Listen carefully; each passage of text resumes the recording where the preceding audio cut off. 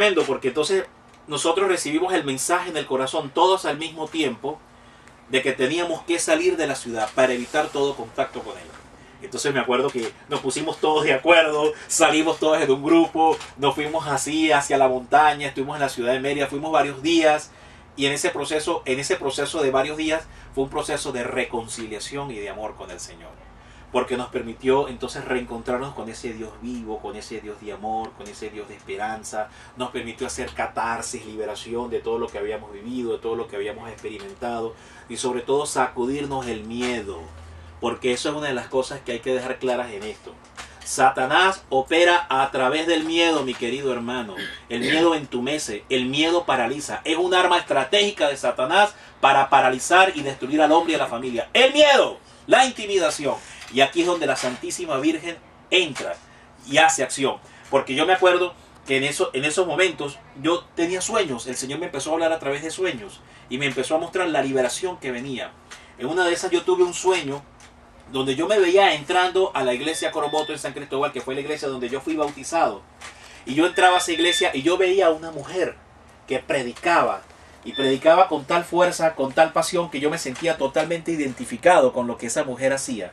Y entonces al terminar esa prédica, yo me voy y me acerco cerca de esa mujer, y entonces yo empiezo a hablar con ella, y ella me dice, yo aún estaba en el proceso de salida de ese lugar, y entonces esta mujer me dice, vente para mi ministerio, regresa a la iglesia, me decía esta mujer.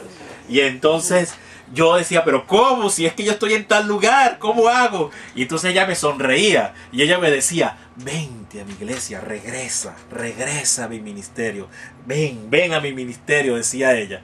Entonces ya ahí terminaba el sueño. Es decir, yo podía entender que Dios me estaba mostrando a través del sueño que había la intervención de una mujer en todo esto, y era la Santísima Virgen María. Pero tú, a todas estas tú no sabías que quien estaba interviniendo en ese momento era la Virgen. No, eso lo entendí fue después. Claro, eso lo entendí fue después.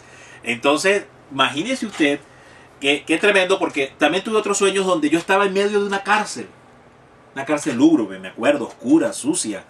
Y entonces estaba este pastor que nos habían enviado a nuestra propia casa. Y él trataba de someterme y de humillarme dentro de esa cárcel. Y yo de repente veía una hermosa paloma blanca volando así. Y empezaba a volar y empezaba así volar hacia el horizonte, hacia las montañas. Y yo en medio de esa cárcel yo miraba la paloma y yo decía, Dios mío, sí hay esperanza, sí se puede. Mira, decía yo. Y yo me llenaba como de regocijo en medio de la cárcel, que yo estaba en el sueño, yo me acuerdo, y yo miraba la paloma blanca que volaba. Y yo decía, sí hay esperanza, sí vamos a ser libertados, decía yo en el sueño, me acuerdo. Amén. Yo me acuerdo. Entonces, fueron dos sueños claves, ¿no? Que el Señor envió para demostrarnos que Él estaba con nosotros, que Él no nos había abandonado. Después un día, poco tiempo después, el Señor me da una palabra y me lleva al libro de San Juan y me dice, las ovejas que el Padre me ha dado, yo las tengo en mi mano y nada ni nadie me las podrá arrebatar. Ahí eran ustedes las ovejas. Así es. Son ovejas de él. Así, somos las ovejas de su prado. Entonces, este es el mensaje. Querida hermana, tú allá en tu hogar, donde te encuentres, si estás pasando por una situación similar, o tienes un familiar que está atravesando una situación igual o aún peor que esta, hay esperanza, hermano. Dios ha prometido en el capítulo 3 del libro de Génesis que la mujer pisará el calcañar de la serpiente. La Santísima Virgen María es tu salvación. Ve al refugio del Inmaculado Corazón de María. Refúgiate en ese altar sagrado. En el capítulo 4 del libro de los Hebreos dice que vayamos al altar de la misericordia, que acudamos al trono de la misericordia para hallar oportuno socorro y auxilio a nuestras angustias y problemas. Ve al trono de la misericordia, que es la Santísima Virgen María, que es el Inmaculado Corazón de la Madre. Y te garantizo en el nombre de Jesús que hallarás el oportuno socorro y el auxilio que tanto necesitas, querido hermano. Amén. O sea, que de la mano a la Santísima Virgen nos vamos a Jesús. se ha hecho presente allí y Él nos está dando a conocer cómo fue esa poderosa intercesión. Así es. Fíjense que una de las cosas que más erosiona y destruye a la familia es la vil manipulación de la palabra de Dios. Y digo vil porque es una maligna pues manipulación de la palabra de Dios. Algo así, o no igual, de hecho es igual. Como la tercera prueba que sufre en el desierto nuestro Señor, cuando lo llevan al pináculo más alto, ¿verdad? Y el mismísimo enemigo le dice, lánzate. Y entonces para tratar de persuadir, imagínense, al Señor Jesús, o sea, era hombre, Dios, ¿verdad? Entonces, imagínense, fue con Jesús, ¿cuánto más para nosotros? ¿No? Si le han caído hachazos al tronco, ¿qué no harán con las ramas? Dice el Señor. No, y eso que Él venía después del ayuno, de 40 días de ayuno. Ok, y 40 días de ayuno. Y entonces osa la serpiente tentar al Señor y le proclama pues el Salmo 91, porque escrito está, Dios enviará a sus ángeles, ¿verdad? Para que te sujeten y tu pie no tropiece sobre piedra alguna. ¿Y qué hizo Jesús? Le respondió también con la palabra, pero escrito está también, no tentarás al Señor tu Dios. Amén. Amén. Entonces, que ante una vil manipulación de la palabra, hay que predicar correctamente la palabra. Esa es la forma como el Señor ha resuelto en la palabra resolver estos problemas. Entonces, una de las formas como se manipulaba la palabra era en el tema de los diezmos.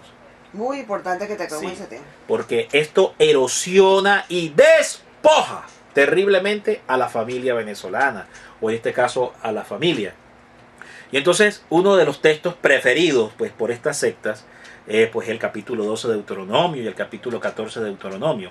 Entonces, por ejemplo, vamos aquí a proclamar la palabra de Dios. Estamos aquí en el capítulo 12, para los que puedan ir a la palabra, capítulo 12 del quinto libro de Moisés, que es el Deuteronomio. Y nos ubicamos en el verso 17, capítulo 12, verso 17 y siguientes. Entonces dice el Señor así en su palabra, en el nombre del Padre, del Hijo y del Espíritu Santo. Amén. Dice así: no comerás en tus poblaciones el diezmo de tu grano, de tu vino o de tu aceite, ni las primicias de tus vacas, ni de tus ovejas, ni los votos que prometieres, ni las ofrendas voluntarias, ni las ofrendas elevadas de tus manos, sino que delante del Señor tu Dios las comerás, en el lugar que el Señor tu Dios te hubiera escogido, tú y tu hijo y tu hija, tu siervo y tu sierva, y el levita que habita en tus poblaciones. Te alegrarás delante del Señor tu Dios de toda la obra de tus manos. Entonces fíjense usted que aquí hay lo que se llama la triple vertiente del diezmo, cosa que no se predica y no se dice en las iglesias evangélicas. Ojo con esto, mi hermano. Mira que está, no lo digo yo, lo dice la palabra de Dios. Y si algún hermano evangélico siente que no es así, bueno, vaya y reclámele al Señor, porque está en la palabra. Dice así: sino que delante del Señor tu Dios vas a comer el fruto del diezmo y lo vas a repartir de la siguiente forma. Dice, y en el lugar que Dios hubiera escogido, allí, dice, vas a comer el diezmo, tu hijo y tu hija, es decir, familia. Familia. Después dice, tu siervo y tu sierva, es decir, tus empleados, tus trabajadores. Esto es lo que la doctrina social de la iglesia llama el cuerpo social de la iglesia, ¿verdad? La parte productiva de la iglesia. Y después dice, y el levita que habita en tus poblaciones. Entonces, ¿qué es lo que Dios me quiere decir? ¿Será que Dios se refería exactamente a una estricta distribución matemática? El 3.33% para la familia, el otro 3.33% para tus servidores, tus servidoras, y el otro 3.33% para el sacerdote. ¿Será que es que Dios quiere una estricta legalidad de esa distribución triple del diezmo? ¿No será más bien que Dios lo que me está queriendo decir con esto es que debes ser generoso con tu familia, generoso con tus siervos y tus siervas, pagando salarios justos, salarios dignos, ¿verdad? Y generoso también con el predicador, con el sacerdote, con la congregación. O sea, eso es lo que Dios me está diciendo. Ahora, Dios no me está poniendo la camisa de fuerza de una ley diciendo inexorablemente tienes que dar el 10%. Dios lo que me está diciendo es que yo debo ser generoso. Porque si no eres generoso también pecas. Porque no se trata de que, ahora yo no tengo que dar el 10 sino tengo que dar nada más. Es el 3.33%. Entonces yo no voy a dar el 10. No es eso. Dios lo que quiere es que tú seas generoso, generoso con la iglesia, generoso con